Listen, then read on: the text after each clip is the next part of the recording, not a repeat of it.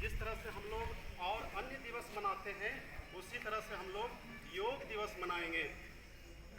मोदी जी प्रस्ताव रखे, वहां पर लगभग 200 देशों के राष्ट्राध्यक्ष थे, यानी प्रधानमंत्री राष्ट्रपति वहां पहुंचे हुए थे।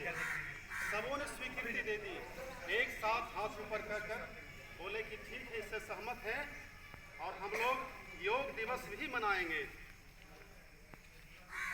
और उन्होंने तय किया, अपने प्रधानमंत्री जी की बात सारे देश के लोग मान गए और स्वीकार किए कि हम लोग योग दिवस मनाएंगे।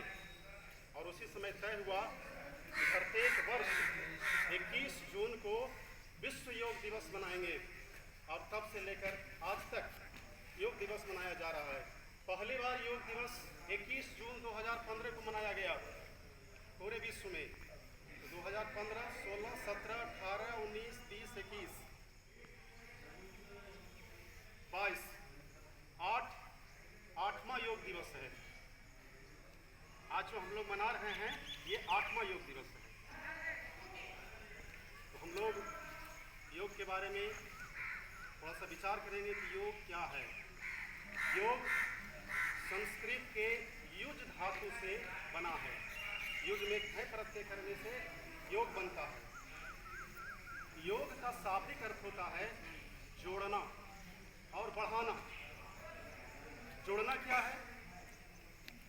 तो प्रत्येक जीवों में आत्मा है, इस आत्मा को उस परमात्मा के साथ जोड़ना योग कहलाता है। जोड़कर एकाकार हो जाना योग कहलाता है। दूसरा अर्थ है इसका बढ़ाना। योग के माध्यम से हम अपने शारीरिक, मानसिक और आध्यात्मिक शक्ति को बढ़ाते हैं, इससे वृद्धि होती है। हम प्रत्येक दिन योग करेंगे तो इससे हमारे शरीर में शक्ति बढ़ेगी, आपके मन मजबूत होगा, आपके मस्तिष्क मजबूत होगा और आध्यात्मिक शक्ति भी बढ़ेगी। आपको ध्यान करने की प्रवृत्ति बढ़ जाएगी।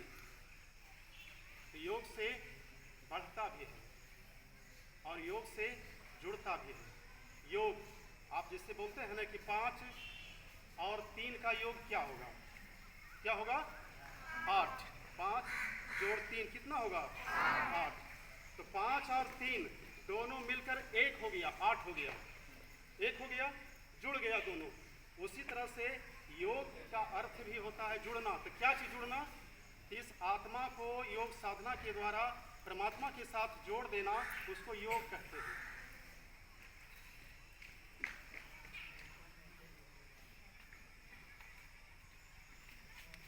अब ऐसे योग की बहुत परिभाषा दी गई है। वेद व्यास जी कहे हैं कि योग समाधो, समाधि की स्थिति को हम लोग योग कहते हैं।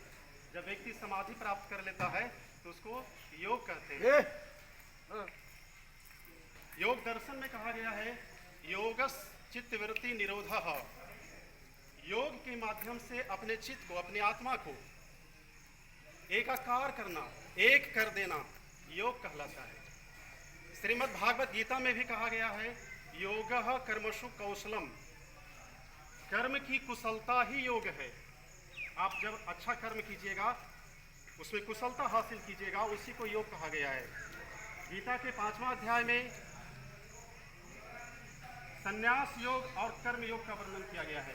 संन्यास योग से कर्म योग सर्वश्रेष्ठ बतलाया गया है। आदमी को कहा गया है कि संन्यास मत बनिए, लेकिन कर्म योगी जरूर बनिए। कर्म के माध्यम से अपना सारा काम कीजिए, वही योग है। इस तरह से योग की महत्ता को बहुत विस्तार से बताई गई है।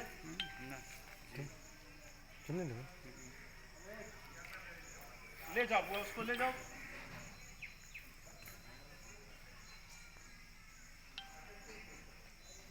योग के पैर को चलाते रहो हल्का मुख्य रूप हल्का, से ऐसे 8 अंग बतलाए गए हैं। योग के कितने अंग बतलाए गए हैं?